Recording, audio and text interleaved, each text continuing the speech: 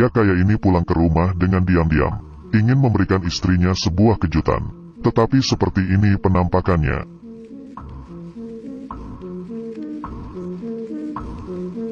Seorang pianis tunanetra membunyikan bel pintu rumah pria kaya itu. Namun tidak ada yang membuka pintu. Ketika ia hendak pergi, istri orang kaya itu membuka pintu. Ia mengklaim bahwa suaminya sedang keluar dan menyuruhnya untuk kembali lagi di lain hari. Namun pianis ini berulang kali menegaskan bahwa dirinya seorang tunanetra. Tidaklah mudah baginya untuk datang. Pembicaraan mereka menarik perhatian tetangga. Dengan terpaksa, wanita membiarkan pianis masuk ke dalam rumah. Kemudian wanita bertanya kepada pianis bahwa ia buta total atau setengah buta. Pianis menjawab bahwa dirinya buta total.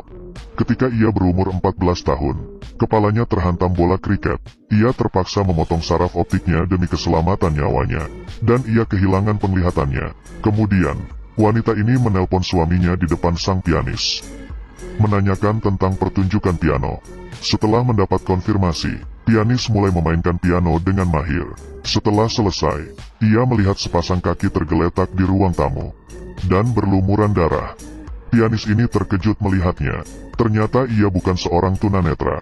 Ia memakai kontak lens dan berpura-pura buta. Pianis berpura-pura tenang.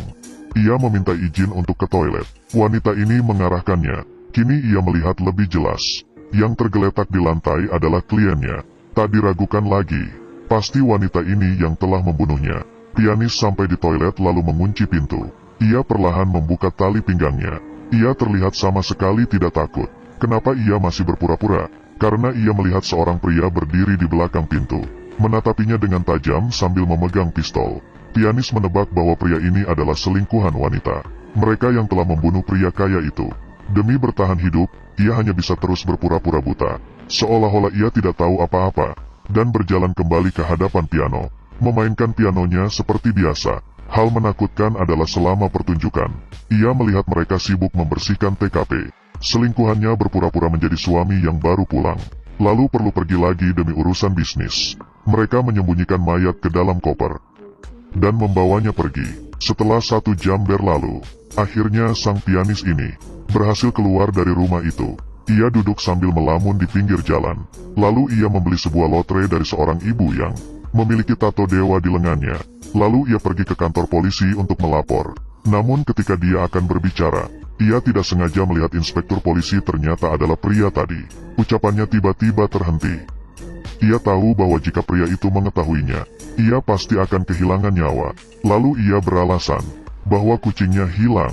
Inspektur pun langsung mengenali pianis itu dan mengikutinya sampai rumah, ingin memastikan bahwa apakah ia benar-benar buta. Dan inspektur menemukan sebuah koran di rumahnya. Ketika ia hampir ketahuan, ia beralasan bahwa koran itu untuk membersihkan kotoran kucing. Ia bergegas menyembunyikan kotak softlensnya. Setelah ia dites beberapa kali, inspektur baru pergi meninggalkan rumahnya. Ketika pria ini berada di toilet, ia menemukan sebuah jam tangan berharga. Tak diduga, ia dijebak sebagai pembunuh pria kaya itu. Pada acara pemakaman pria kaya, pianis ini diundang untuk memainkan piano. Nenek tetangga mengenali pianis ini. Lalu ia mendatangi polisi lain dan berkata bahwa ada kejanggalan pada kematian pria kaya.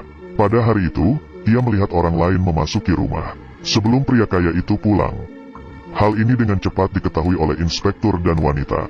Sang pianis diundang oleh istri pria kaya itu ke rumah untuk mengajari putrinya bermain piano. Tapi begitu pintu lift terbuka, ia melihat wanita mendorong nenek itu hingga jatuh. Dan ia berpura-pura tidak melihat apa-apa, menekan bel dan menunggu di luar pintu. Setelah polisi tiba, kasus ini ditutup langsung dengan alasan peristiwa kecelakaan. Pria ini menyaksikan 2 kasus pembunuhan dalam beberapa hari. Mentalnya mulai ambruk. Ia pun pulang ke rumah tanpa berpura-pura buta. Namun, semua ini direkam oleh seorang anak dengan ponselnya. Tiba-tiba bel berbunyi. Wanita itu mendatangi rumahnya untuk berterima kasih karena ia telah mengajari putrinya bermain piano dan membawa makanan kepada pria untuk dicicip, untuk memastikan lagi apakah pria ini benar-benar buta. Ketika pria membalikkan badan, wanita sengaja menakutinya, lalu ia menuangkan racun ke dalam minuman pria. Jika diminum ia akan mati, jika tidak diminum maka ia akan ketahuan. Demi bertahan hidup, pria sengaja menjatuhkan minumannya. Wanita langsung mengeluarkan pistol dan membidiknya. Pria mengangkat tangannya secara refleks. Kali ini pria ketahuan.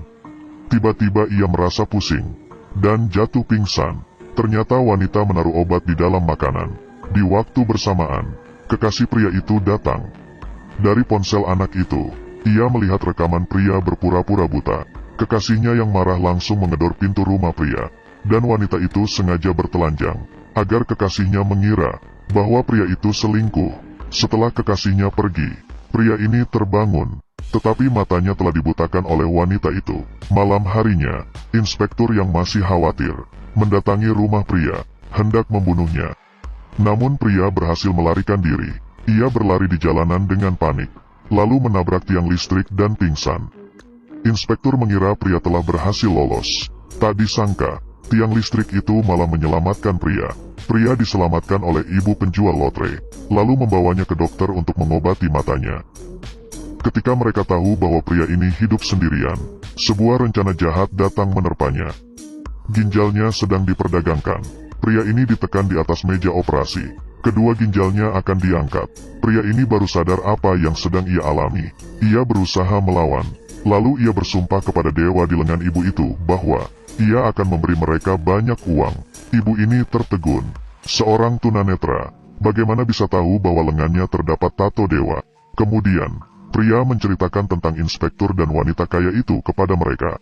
Mereka akan bekerja sama demi uang. Mereka menggunakan pria sebagai umpan untuk menculik wanita kaya itu, lalu memberitahu kepada istri inspektur tentang perselingkuhan suaminya lewat telepon, dan mengancamnya untuk memberi mereka uang. Jika tidak, masalah suaminya akan dipublikasi. Istri inspektur menyetujui permintaan mereka, tetapi seringkali karena uang, sifat buruk manusia akan terungkap. Setelah mereka mendapatkan uang, mereka langsung mengikat pria ini bersama wanita kaya itu di dalam gudang. Supir dibunuh oleh inspektur saat mengambil uang. Di saat darurat, ibu ini memutuskan listrik lift. Inspektur terperangkap di dalam lift. Karena panik, ia terbunuh oleh tembakan pelurunya yang nyasar. Ibu ini pun kecewa setelah mendapatkan uangnya, karena isinya semua adalah kertas putih. Di bawah bujukan wanita ini, pria ini membuka penutup matanya. Lalu pria dipukul hingga pingsan oleh wanita. Ketika dokter bergegas tiba, ia pun hampir tewas terbunuh olehnya. Di saat darurat, pria ini menyelamatkan sang dokter.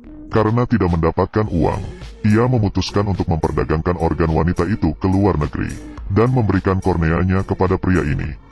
Di tengah perjalanan, terdengar suara dari bagasi mobil. Dokter berhenti untuk menyuntikkan obat bius kepada wanita itu. Lalu mereka melanjutkan perjalanan. Tetapi kini yang duduk di samping pria adalah sang wanita. Betul, dokter itu telah tewas dibunuh olehnya. Lalu ia mengusir pria dari mobil.